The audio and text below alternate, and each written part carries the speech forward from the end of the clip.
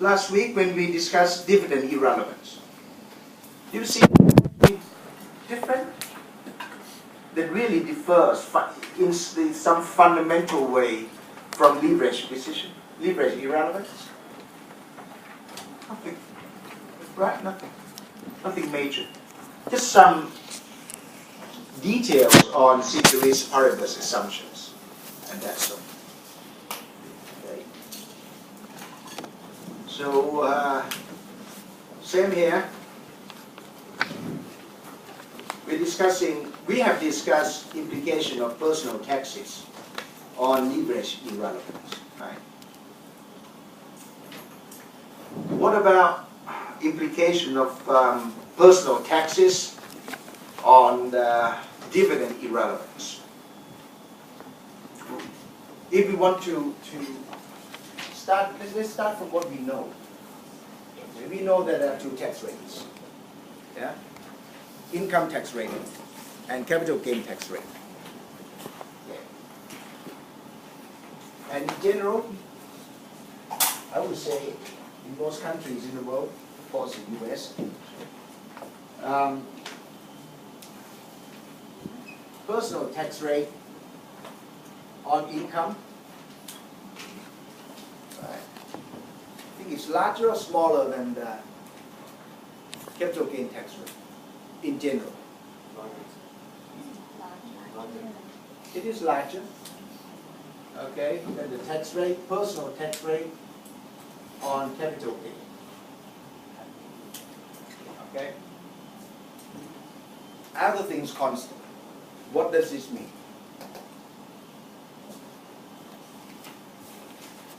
Investors pay, we talk about dividends here, right? So it's going to be equity flow. Okay, dividend is equity flow. So investors end up paying more tax when they receive dividend or capital gain. Dividend, right?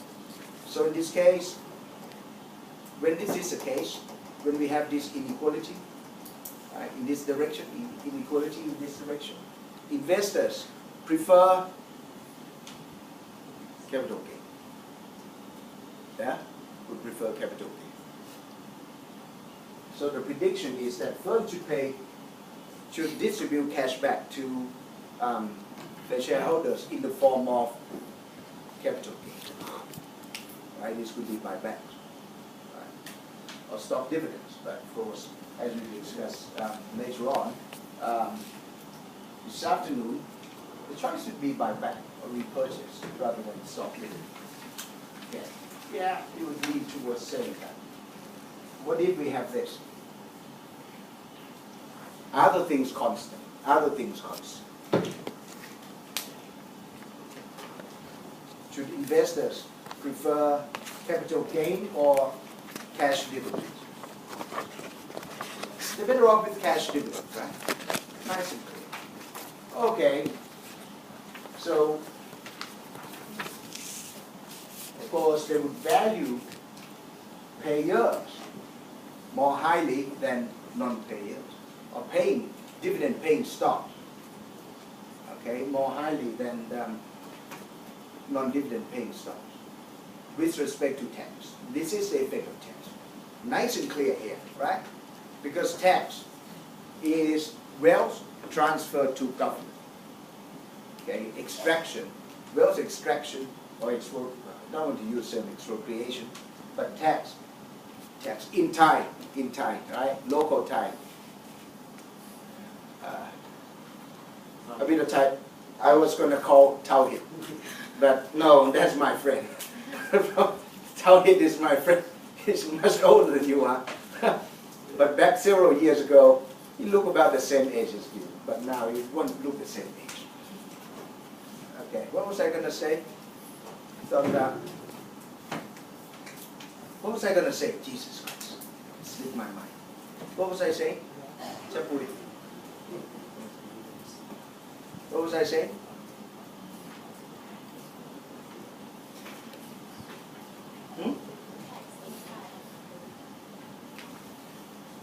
Tax what? Finance tax.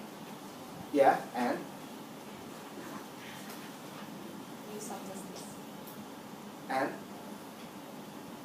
what was I saying before I asked him questions? What was I saying? Paying referring, you're better off with tax dividends than capital gains. Yeah, so that's the effect of tax. Right? This is a marginal effect of tax. Okay? Ceteris paribus, of course. Right? Nice and clear. Okay? Nice and clear. Right. So in this case,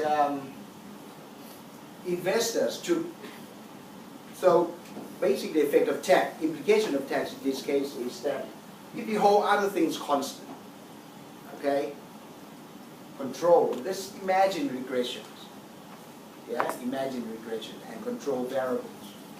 And we have a tax variable, we tax indicator here. The coefficient should be significant on the tax coefficient here. To suggest which we have to, that coefficient we have to, for example, we have to suggest that the valuation, okay, the valuation of dividend paying stock, okay, when stock is dividend paying, its valuation should be higher than non-dividend paying stock. Non-dividend paying stock, non-payer, only offer capital gains, right? And tax is higher for capital gain. So investors are left with less money in the case of capital gain. Okay? So that's nice and clear. So firms should lean towards paying cash dividends if they could. Okay? That's the implication of tax. Ceteris paribus, of course. What did we have this sign?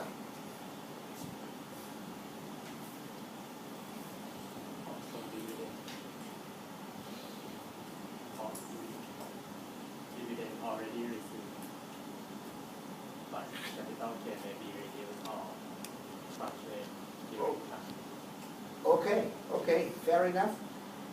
So capital gain is more risky than dividend. What was our discussion on the declaration date and extent? How does share price move on the declaration date from last week? Yield equal to dividend gain. Declaration date. When shares come diff, price goes up. Right? When price goes up, why does price go up? Because there's dividend. Right? Dividend is announced. So when dividend is announced, price goes up. There's capital gain. You don't want dividend. You want capital gain instead. You can have capital gain by selling stock. Okay. We'll come back to this point once again. You raised your hand? So I was going to ask if, so basically either one of those things, the first and the second, doesn't matter, right? Nice and clear. The prediction is nice and clear in terms of preference and of course valuation and what firms are likely to do. Okay. Here they should lean towards not paying dividend, right? Because shareholders will be worse off, have less wealth left than in the case of capital gain, right? Because of the tax. What about this? This is interesting. Irrelevance? If shareholders are indifferent, then we have irrelevance.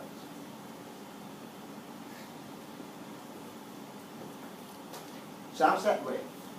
Now we need to ask ourselves, when do we pay capital gain tax? Let's say dividend is biannual or semi-annual, right? Twice a year. Okay. When do we pay tax on dividend? Tax rate is the same now. But when do we pay tax on dividend? When dividend is paid. Okay. So when dividend is paid, share price goes up. Or share price is going up. Share price goes up. Do we need to pay tax? When share price goes up? Yes or no? No. When do we pay capital gain tax? When we sell. Right? So we pay capital gain tax upon realization of the gain, not recognition of the gain. Okay? We don't pay tax on paper gain. Yeah? We pay tax when we sell. Okay? So if we don't sell, price goes up, we don't sell. Price goes up again and we don't sell. Do we have to pay tax? So there's a, let's call this tax timing option, right? This capital gain. Okay, we can defer tax. Okay, if time has value of money, then yeah, you can save on interest. We don't need to, but you know, if let's say we don't need cash, we don't want to consume more. Right? Do we need to go to capital market? No, we don't need to sell. Right. But if we hold dividend paying stock, dividend money will be wired into our bank account, right? And as soon as money is wired into our bank account, we have to talk to the tax department. The tax department will come talk to us straight away, withholding tax. Isn't it? Yeah. All right. So we don't need any slides here. We don't need lecture notes even. Lecture notes will be used as reminder. Right? We go step by step. Okay. So this, the irrelevance of shareholders would be indifference between capital income and capital gain, right? When we have this equality, if and only if capital gain tax is imposed whenever tax on dividends is paid or is deducted. But that doesn't happen in the real world, right? So in the real world, okay, we can say that tax jurisdictions, most tax jurisdictions in the world, okay, would discourage cash dividend. So in this case then, well, tax, nice and clear. When we think about tax, yeah, cash dividend is, that doesn't sound very good, right? Should not be preferred. Okay, the preference does not go for cash dividend. Why do firms still keep paying dividends? Why is that? Maybe there are other things, right? That would be adverse selection or moral hazard. Okay. All right.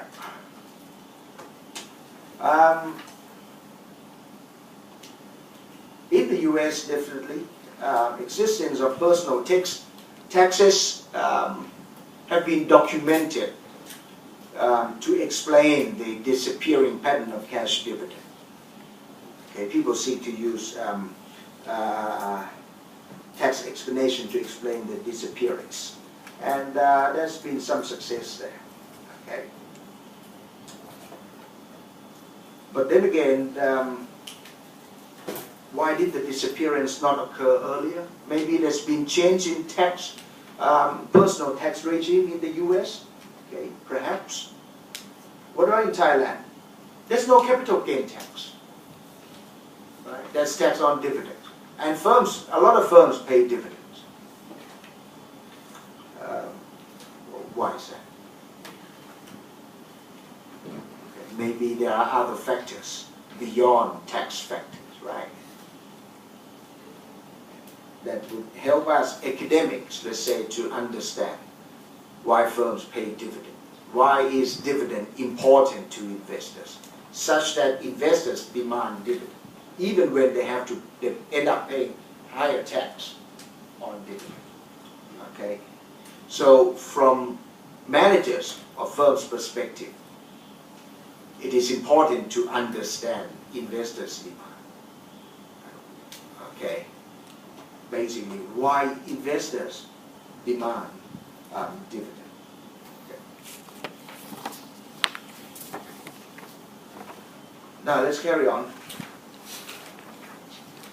So maybe as your friend has suggested, which has been recognized in what your friend suggested earlier, has been recognized, quite well recognized in the literature as well. Okay, which is the argument that appears, which is what appears to be an argument that firms pay dividends because investors prefer a bird in the hand to two in the bush. Champui, what's this in Thai?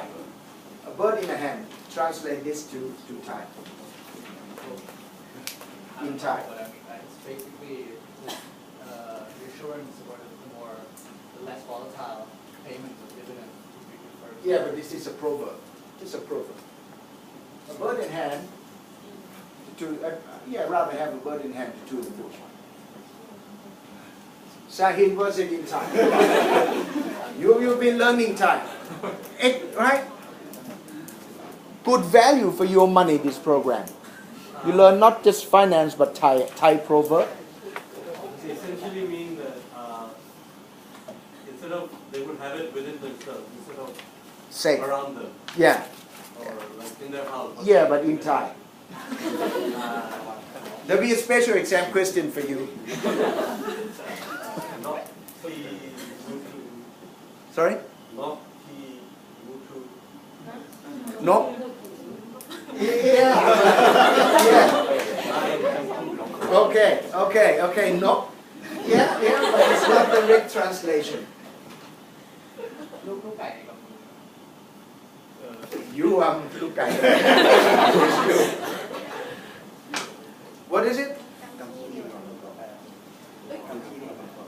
Okay. Did you hear? Tell Sahin. Tell Sahin.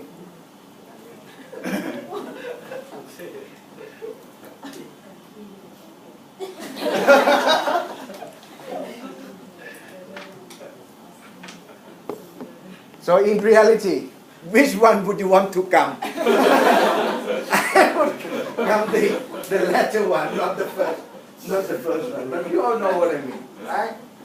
Okay, a bird in the hand is preferred to two in the bush. Okay, bird in hand is right now. Two in the bush, uncertain. We have to go and get it, right? Okay. So investors prefer dividends to capital gain, right? Because dividends are certain, capital gain is uncertain. We don't know what's it going to be, right? But dividend is certain every year. Okay. Okay. It would appear that way, but the literature refers to this saying, this idea, this analogy as a fallacy. A fallacy is false belief. Okay? It's not true. It can be proved that this is not true. In other words, what I would call this supposition, we suppose it. Right? It's not really an argument as such. The supposition is flawed.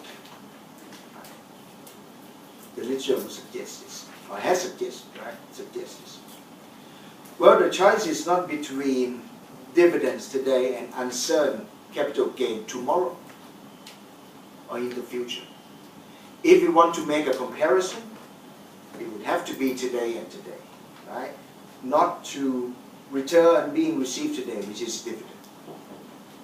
You can't compare this to return, right? Return. We can't compare return being received today to return being received in the future. This is not apple and apple. Okay? It has to be today versus today. All right. And last session, okay, one of the central messages, if you like, we can extract this message from the irrelevant theorem, right? The table in the dividend irrelevance theorem. If you want dividend, you could end up being firm, mid-dip firm. Right. Capital gain portion is smaller. There's no capital gain, but there's dividend. Okay. But if you hold stock in no div, there's more dividend and no capital gain. So less income simply means more of capital gain and vice versa. Once again, think of balance sheet. Right? And income statement. Bottom line is called net profit. Net of everything, or free cash flow. Okay. X becomes that. Okay. So E, retained earning.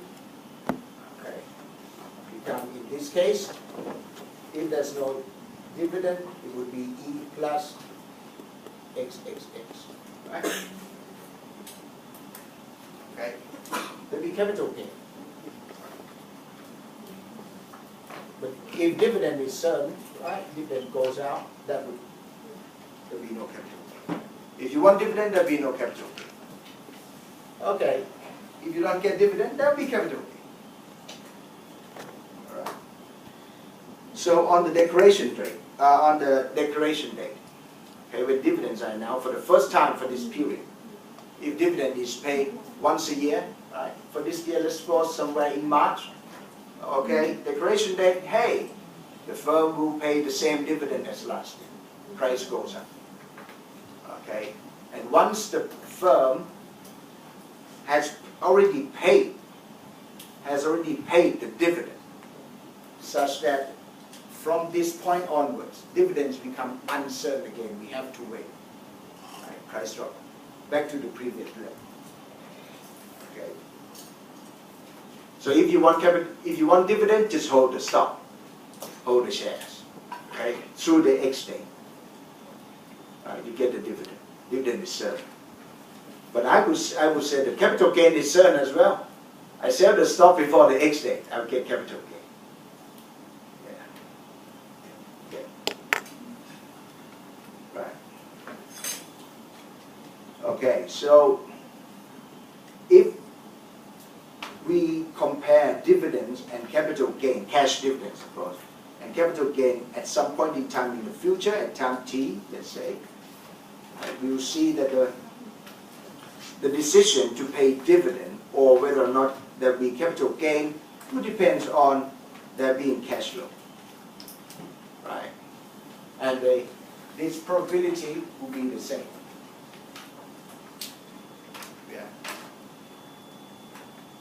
The probability of there being dividend is the same of the probability of there being capital gain. In other words, dividend capital gain is just a packaging. Okay. If cash flow is positive, if there's profit, cash flow is positive, the firm is doing well, okay, there'll be dividend. If shareholders want dividend, right? Say mid-div firm, okay, all right. In case there's no dividend, the share will be no div firm. There'll be capital gain. Same. Okay. And of course, the opposite would apply. If there's no cash, there'll be no dividend, right? And there'll be no capital gain. Yeah. So it depends on the cash flow. So, to conclude from this particular discussion, what could we conclude? What could we conclude from this particular discussion that we just had? Let's go back to the key issue. This is the key issue, right? As you read lecture notes, or read your notes, don't try to memorize. Right? Always ask yourself, what's the point here? What's going on? What are we doing here? Okay. We want to know whether this is actually true or is it just false belief. Okay. And as we have discussed, this is sort of false belief. Really. Dividends are no safer than capital gain. When dividend is known, dividend is confirmed, price goes up. When dividend becomes uncertain, right, or after the X date, price drops. All right. Another attempt to understand why should firms pay dividend? Why is dividend, cash dividend important? Okay. Is to look at information asymmetry. Okay. There are two types of asymmetry. Yeah? Before the signing of the contract and after the signing of the contract. Suppose we have a pooling equilibrium condition. Never mind the lecture notes. Let's go back to 10 baht, 8 baht firm setup. This is nothing new. Okay? There's a pooling equilibrium. Firms are priced in pooling equilibrium. From H and firm L. 10 baht firm, 8 baht firm. Okay? You think 10 baht firm is in a pooling equilibrium? If there's a pooling equilibrium, you think 10 baht firm would be worse off? Yeah. Price is no good. Price does not reflect true value. Okay? Or market price does not reflect the true price. Okay? So if this condition continues, the market will collapse. Right? Because the 10 baht will leave. Right? Remaining just the bad type. Among the bad type, there's another average, right? There's another pooling equilibrium will arise, and firms keep leaving the market. Right? Firm after firm after firm. Starting from the top-notch quality, going down. Okay. Exactly the same idea as insurance market. So, in everybody's interest, actually, top-notch quality and sort of lower-end quality, right, would be better off in a separating equilibrium, okay, when pricing is efficient. So what could be a solution in the context of dividend policy? Maybe in this case, raise dividend, yeah? Raise dividend or pay more dividend. Okay. Because the 10 baht firm is undervalued. If you're a CEO of undervalued firm, how could you use dividend to solve this asymmetry problem, adverse selection problem? Pay more. Okay, if we say that we could pay more, how would paying more or raising or increasing dividend solve or provide a solution to this problem? Or separate, right? Separate your firm from the pool. Show that the company Have okay, okay. Why should that be credible? Training program. Training program from the midterm exam. Because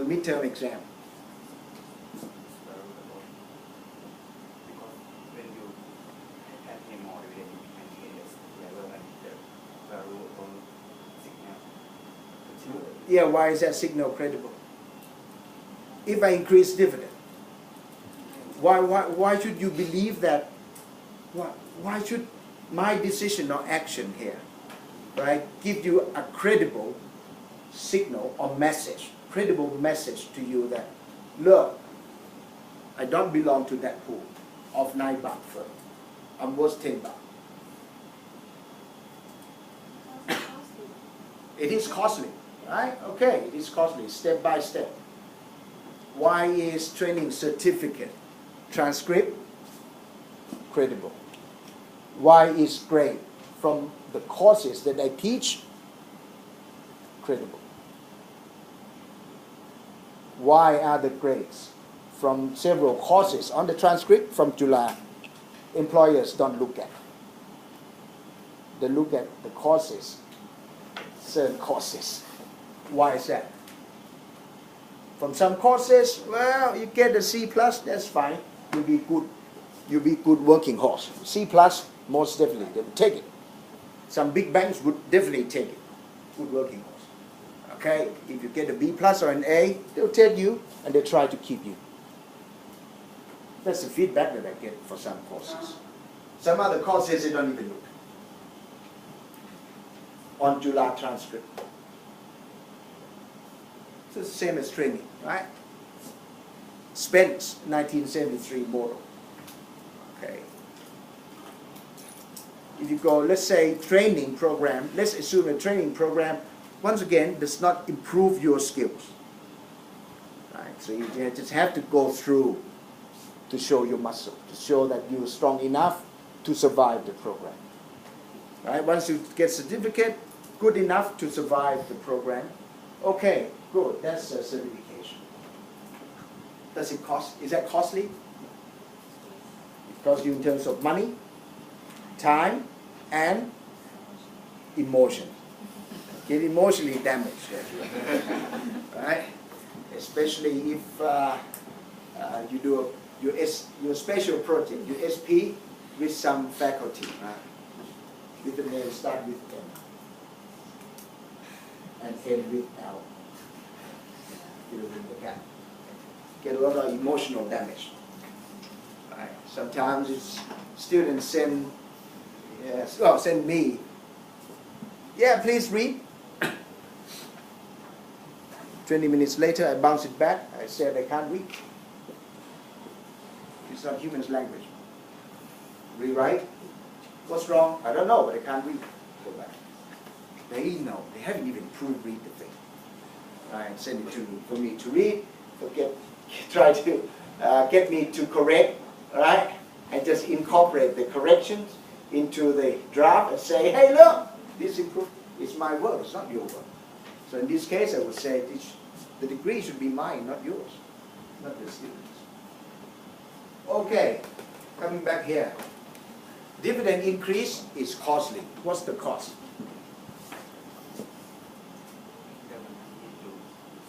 You invest.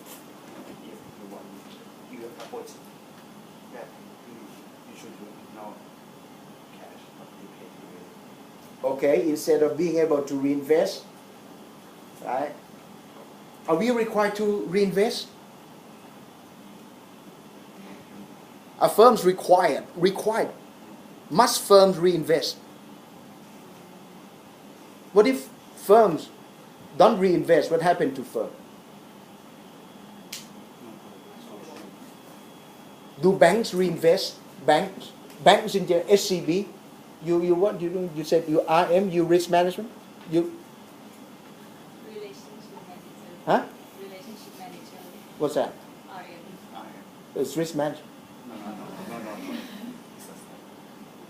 You talk about ARM desk. That's I am seeing the personal that you with the customer. whatever. Okay. Is SCB reinvesting? Is SCB reinvesting? In the correct or incorrect direction, another story. All right? SCB is reinvesting in what? Fintech. Yeah? Fintech. SCB just paid a lot of money, right? Invested a lot of money, okay, to hire firm to write programs, write codes for fintechs, right? Other banks do the same thing. Yeah? So banks reinvest. Do you think network, telephone, mobile phone network providers reinvest?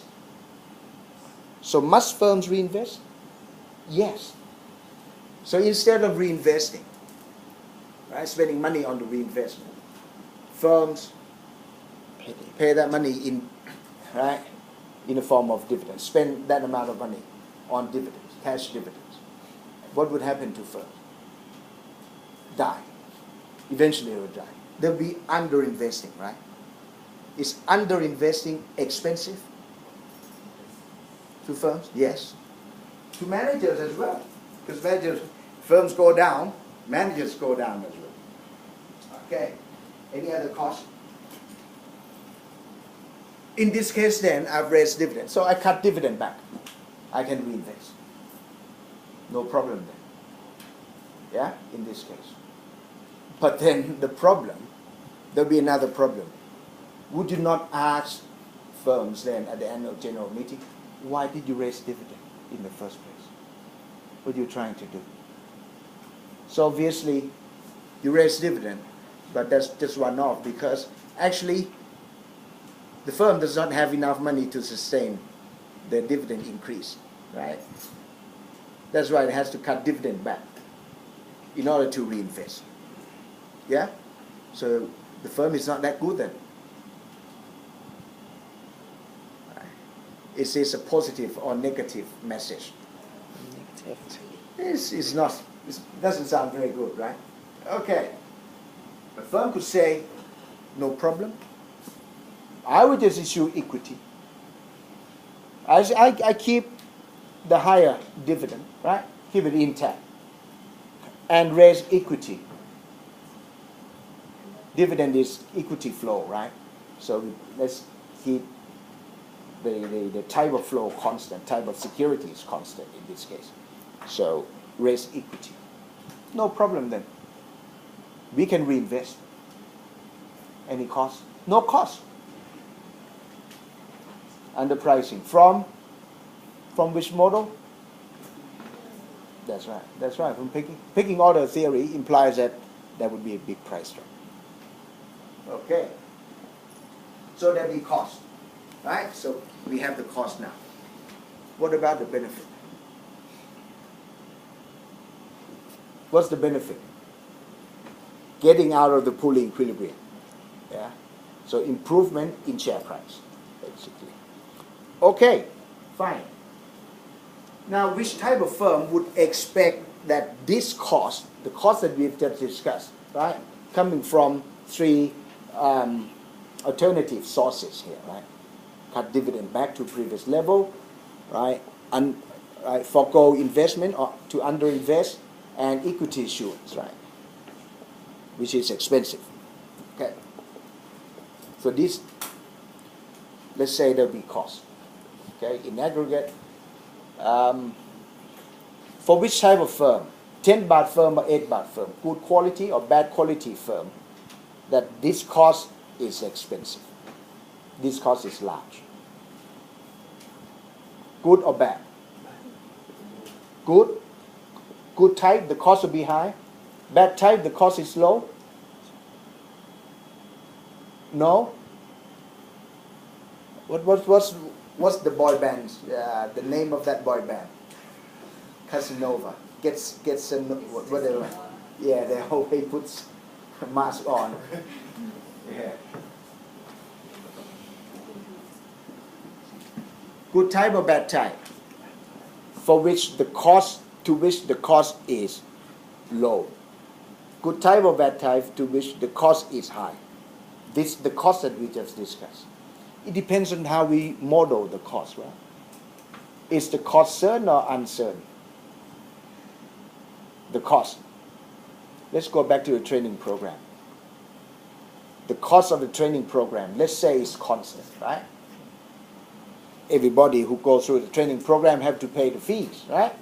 And waste time, spend time, and suffer emotionally.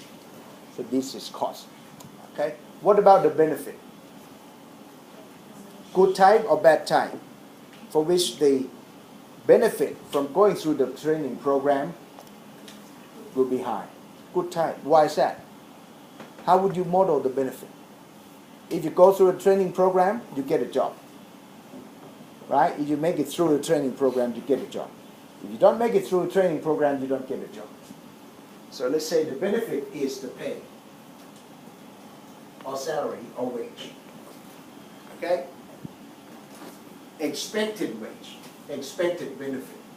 Expected benefit is equal to wage multiplied by probability of making it through or successfully completing the training program, right?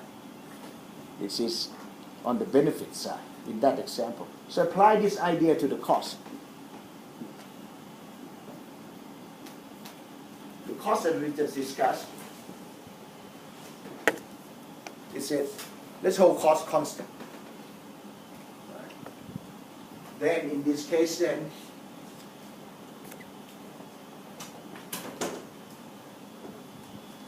multiply by probability, let's say, right? If Well, which firm, good type or bad type?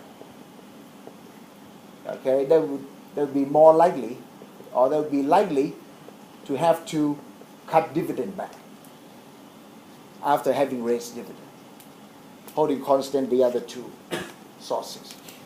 The bad type, right? Because the bad type can't sustain the higher level of dividend. Okay, which type, good type or bad type? They'll be more likely to underinvest as a result of raising dividend. Bad time. The bad type, so the probability is higher of underinvest. The good type or bad type is more likely to have to issue equity as a result of raising dividend. Bad type. So expected cost is higher, right? Have we not discussed this in some context recently? Distress cost, assignment 2, expected distress cost, right? So whenever we call cost, okay. All right. So the cost is higher. Benefit is the same. Once we raise dividend, right? Dividend is raised. Okay, price goes up.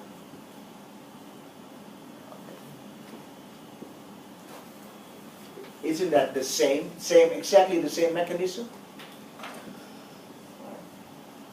For training program, is the benefit that is not certain, right? Depends on the probability of successful completion of the training program, right? But for dividend, benefit is clear. Once firms raise dividend, either good type or bad type, share price will go up. Now it's the cost.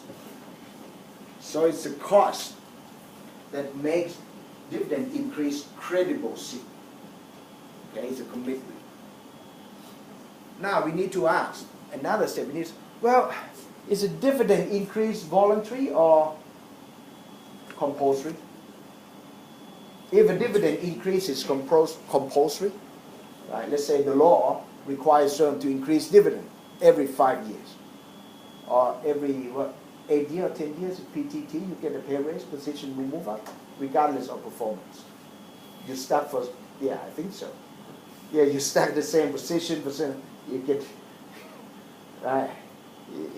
You get to go up a rank anyway. I think that's what I've heard. Check it out, right? Check it out in PTT, right? Or sort of state-owned enterprises. Yeah. Is there any law that mandates a dividend increase at all? No. Right? So dividend increase is purely firm's free will decision. Okay? So in this case, we have the complete market forces going on here. Okay? So what should be the information content of dividend increase then? Signal, yeah. So in layman's terms, what should be the content? So managers are confident, right, about future cash flow. That's why they raise dividend. Confident, yeah. Future is good enough, or the prospects are good enough. Okay, they're confident, right, about the cash flows, future cash flows. Okay. So when shareholders see this, or investors in general, even, right, when they see firms raising dividend, see, aha.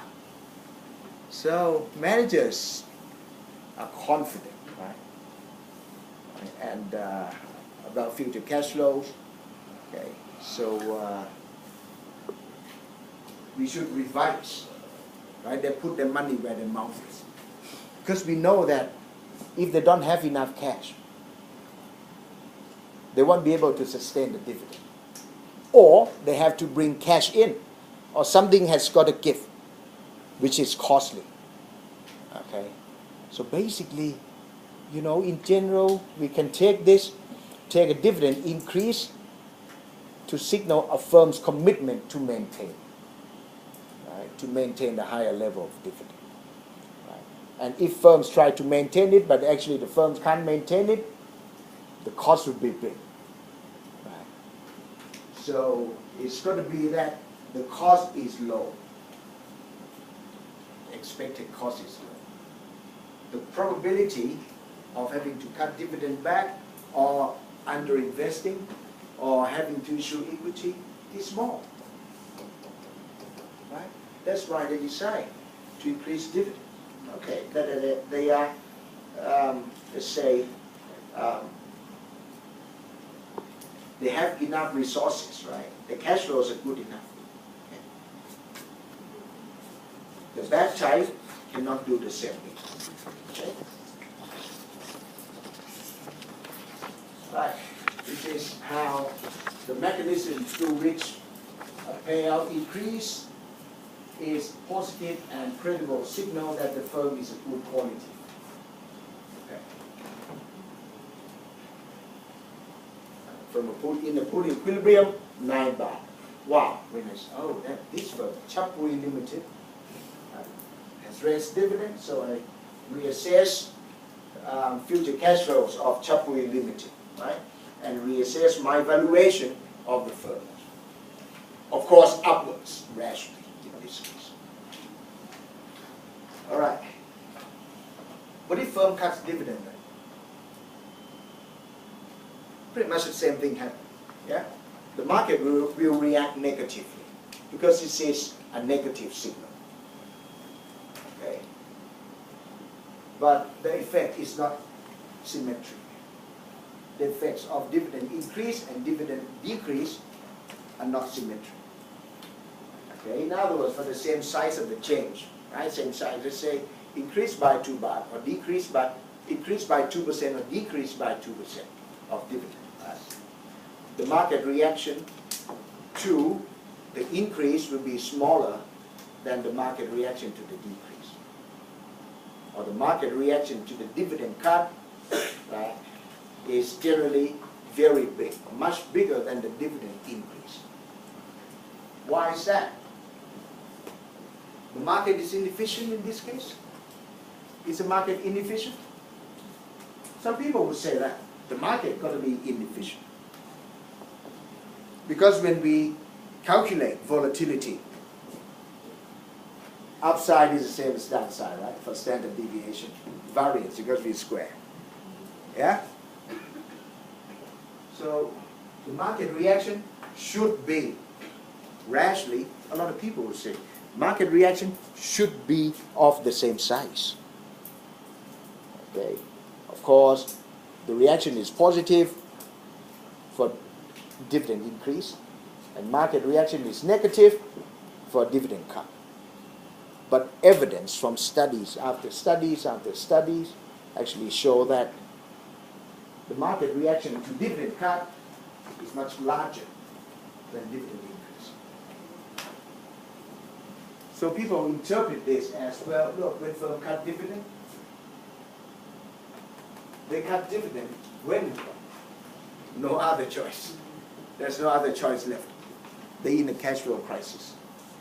Okay. Okay, so what does that mean? In terms of information flow in the market. What does that mean?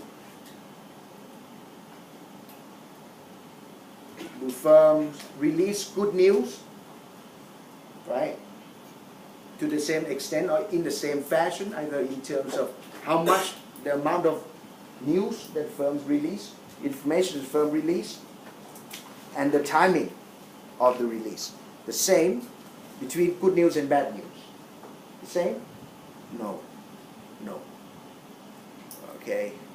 We know very well, well established in the literature, theoretically, and I would say empirically. I'm convinced anyway, at least I'm convinced, that firms withhold bad news. Firms withhold bad news. If they're, think of yourself as corporate managers. If you have good news, you release good news. Nice and quick to get the share price up. You want to see share price going up, right? What about bad news? Withhold it, right? For as long as possible. Hopefully, right? Hopefully you can solve the problem before you have to disclose the bank. Right? Okay. So firm with no bank. So when bad news comes out, one, there's a lot of information. Two, the problem is pretty serious now. There's no way out, no other way to go. So firms have to admit it now. Okay. That explains it to me. But the accounting, I'm not going to examine you on this. The accounting literature also drops a hint. Okay, and let's say popular literature. Okay. Drops at a big hint that, look, it depends on the type of information. When firm release good news, right, disclose good news early and bad news late. Okay. They do this for the information that is easily verifiable. For example, earnings, right? Earnings forecast and all this, easy to verify. When firm have to actually disclose the actual earnings, everything gets verified, right, by the audited figures. Okay. But for other type of information that is difficult to verify, firm would not release good news early. Because when firm release information early, they lose proprietary information as well. If the information is about their investment plan, keep it secret and do it. If firms release investment plan nice and early, right, their competitors may move first. They lose or move at the same time, respond. Yes, that's right. We do it as well. Right? The firm basically lose the first mover's advantage. I haven't seen evidence of this completely yet. But I'm convinced that's the case. I think, not sure. Have to test it. Okay, have to test. This should be the case. It's suggested in the in terms of theory. You don't need to do this you don't need to pursue this for SP, right? Because I'm revising my paper on this. I've seen some data. I've seen some data, but I wasn't happy with the work that I've done, so I'm starting from scratch again, redoing the whole thing. Yeah, that is making the test more complete, so that it could go to either accounting journal or a finance journal. Now let's see in practice, see if practitioners, right, use dividends to show their muscle. Okay. To cut a long story short, this news article, again from Theo got this from somewhere, says so. Blah blah blah blah blah. Dividend increases are considered statements of confidence. Who said that? Kumar. Right. Shift U.S. market strategies at CIBC World Markets. I don't know what that is. CIBC. Got to be some famous firm in the U.S. Dividend increases are considered statements of confidence in the underlying fundamentals of the company. Academic would say dividends is a costly signal of firm quality, a credible signal. Statements of confidence in the underlying fundamentals of companies. Solution to pulling equilibrium, to adverse selection. Academic says things in much shorter fashion, like this. But that's fine. I know what he or she, either he or she. Okay, they also send a signal to competitors that we are stronger than you. Really? Really? This guy is not nobody, he's a chief of something, right? And what he said appears in the news article, although not, not the headline. Really? Is he just bluffing? Bloody blah blah. Really? Okay. Be nice to be able to test this. But I don't have data for that. We need dividend announcements. I don't have that. Okay. Bloody blah blah. Okay. Keep reading on this news article. And you see that, okay, firm. Yeah, this is at least anecdotal evidence, okay, or evidence from popular press, popular literature, in support of signaling theory of dividend. Okay.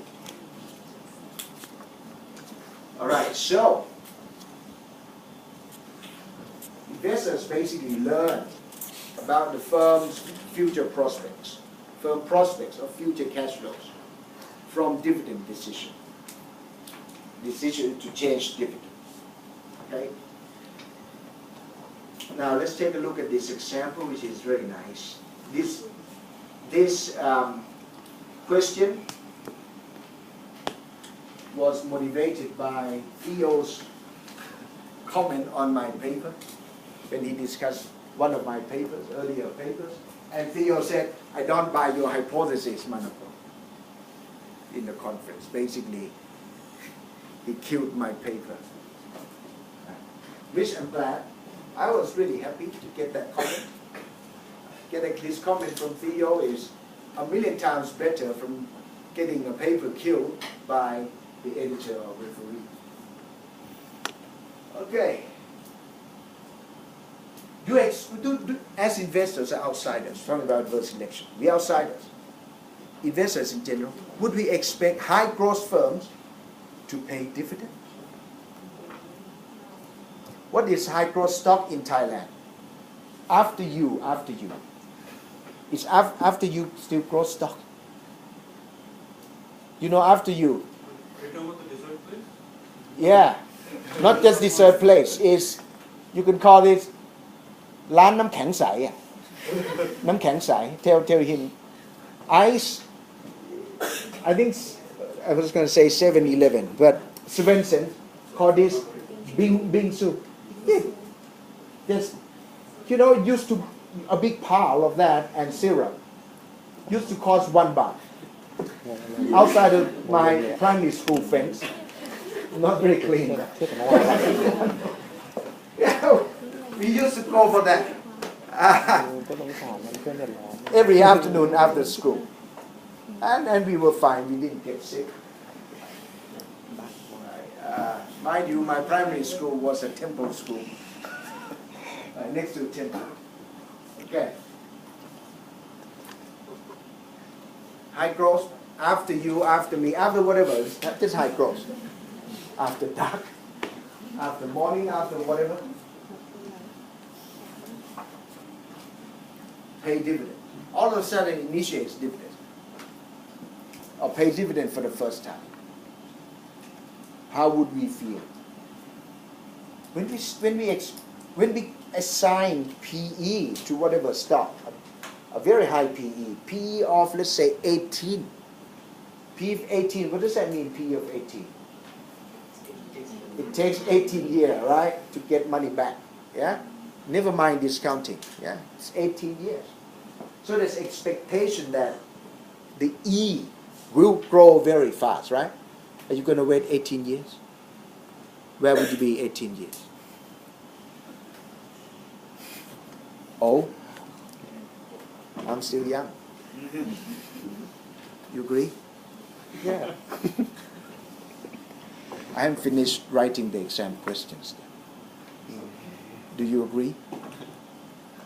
Maybe. You don't agree that I look young? Not that question. Okay. How would you feel? E is got to, you expect E to grow, right? How could E grow? Reinvest, right? Retention. Right? Last week we talked about retention ratio, which is the opposite to payout ratio.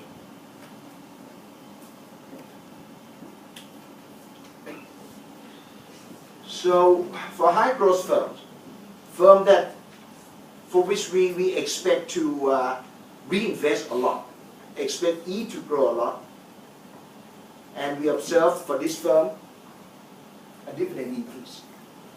And let's suppose whatever stock it is, announces dividend increase. Is that more profit, larger cash flow, or they don't need the cash for reinvestment, or simply need less cash for reinvestment? So reinvestment opportunities are going down. What's going on? Not sure. Could be confusing. This is a news article that Theo used to kill my paper.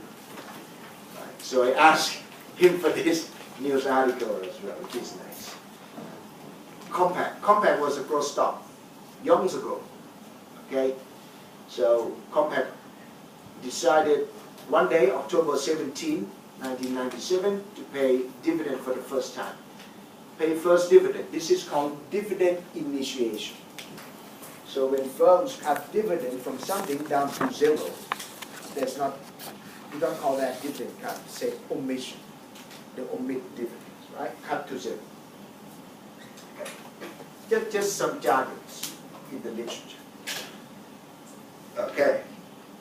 Compaq, we pay shareholders 3 cents a share, cash dividend, and we'll split its stock 2 for 1, cutting the subsequent dividends to 1.5 cents a share. That's fine.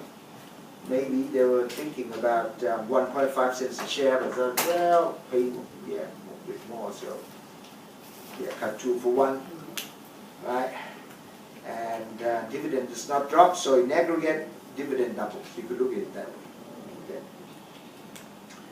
Wow, cash. A lot of cash here. Okay, for the quarter ending September 30, up 31%, that's the key point.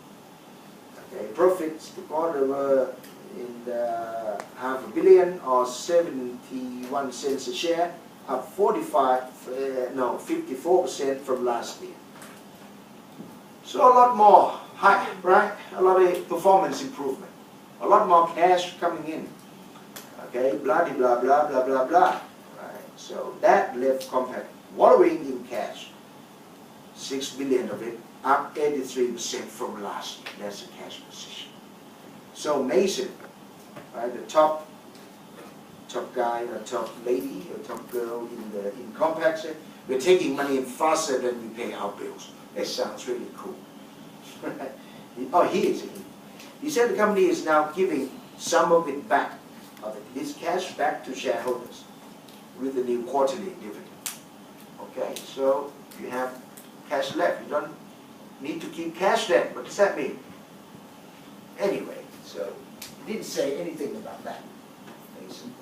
But instead, he said, well, look, if you pay cash dividend, we will open up the firm stock to some new investors. Widen the investors' base. Okay. There are some large pension funds in Europe, basically in other parts of the world. In Europe, particularly in Europe, that will only invest in companies that pay a dividend. And the dividend should also satisfy some disgruntled stockholders. How many? When I saw this new article, some disgruntled stockholders. How many? Who complain routinely at the company's annual general meetings about the firm's additional refusal to pay cash returns. If these investors, let's say hundreds of them, 100, right, this group is made of, let's say 100 investors, are not happy, why do they keep coming back to the firm every year at the annual general meeting to complain? They should have got out.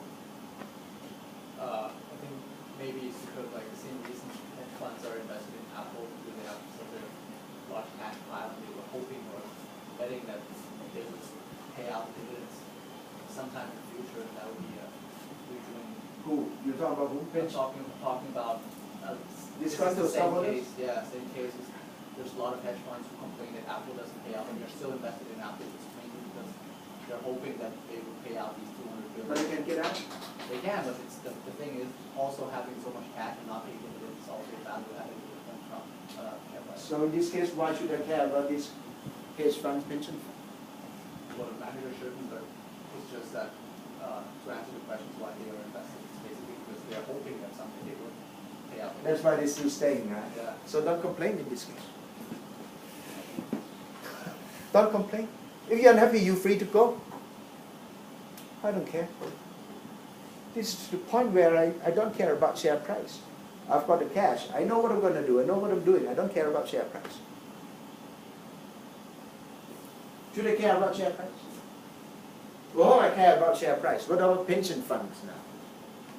Pension funds. Okay, they love dividends. Yeah, okay. So they love dividend. If they love dividend, then we don't pay dividends, so they don't come to invest in our firm, right? But why we need to care about, let's say we run high growth firms, like Compact. Why do we need to care about pension funds? Having pension funds investing in our company would increase stock price. We want to create additional demand for the stock by paying dividend, increasing dividends.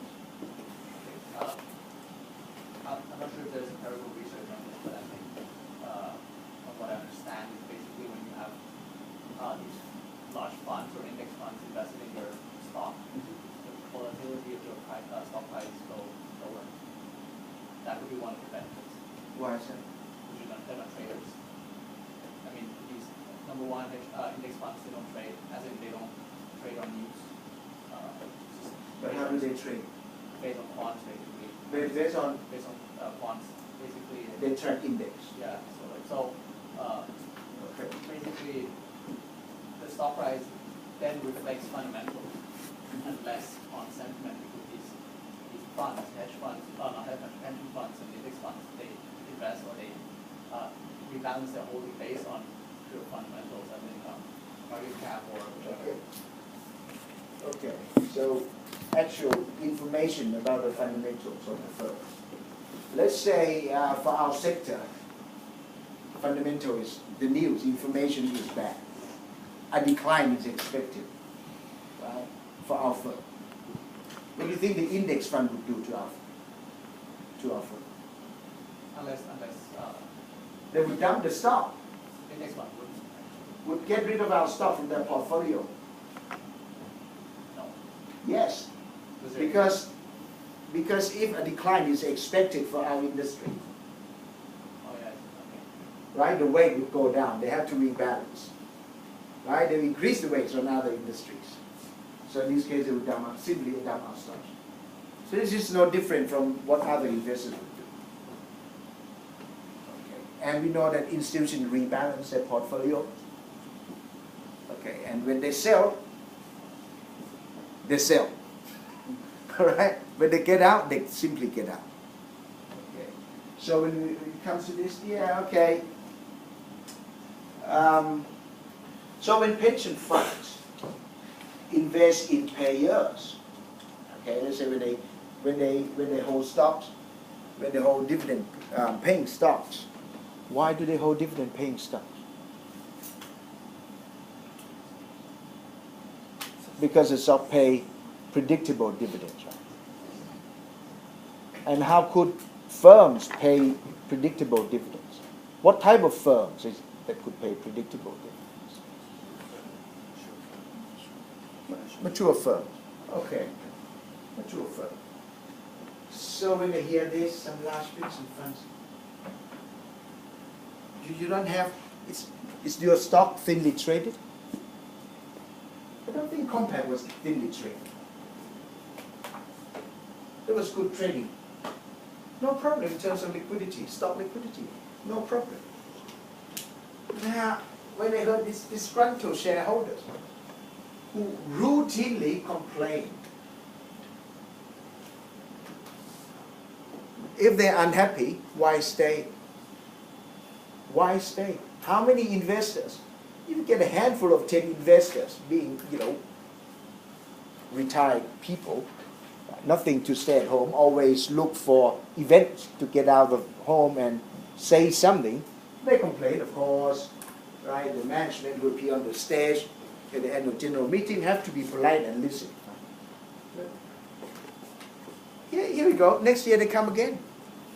If they're not happy, they're free to sell. They're free to go. Why don't they go? Or try to vote me out? Right? The vast majority of investors are happy. This is how I read the article. So, market reacts negatively. Okay? On Thursday, when the announcement came out, okay, compact stock closed 73 and a quarter down. 3 and a quarter down 4. Okay? Right. And so the return on compact was negative 5%, return on the market negative 1%. Quite a big movement. Okay. This is the beta. On the risk-adjusted basis, 3.5% of the market cap got wiped out. Imagine the size of the market cap of compact. How big was it? Same as it is average market, the same as market cap, similar to the market of average Thai firm. No, much bigger, right? Much bigger. 3.5% of compact's market cap. What would be the amount of money got wiped out? Okay. All right. So we could think about the clientele as well. Okay. The clientele. What's the clientele? Clientele effect hypothesis. Have we discussed clientele effect hypothesis? Have we? Not yet. Okay.